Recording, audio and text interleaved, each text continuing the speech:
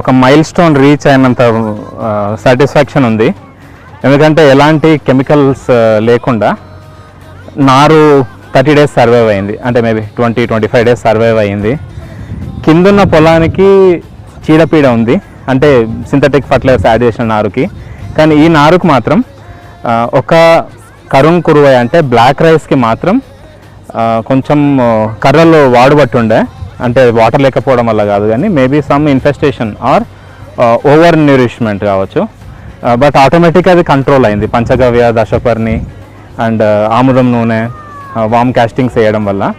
So న్యాచురల్గా ఒక్కోసారి cure అవుతాయి తనంతకు తను, if it is desi variety of seeds. చెప్పమ్మా అమ్మ, మీరు అది వీకేసేయండి, మీ ఇష్టం. ఇది వీక్తానే ఇది ఒక రకమైన నారు, అంత వీకేదే అమ్మా, కానీ కలపకండి అంతే.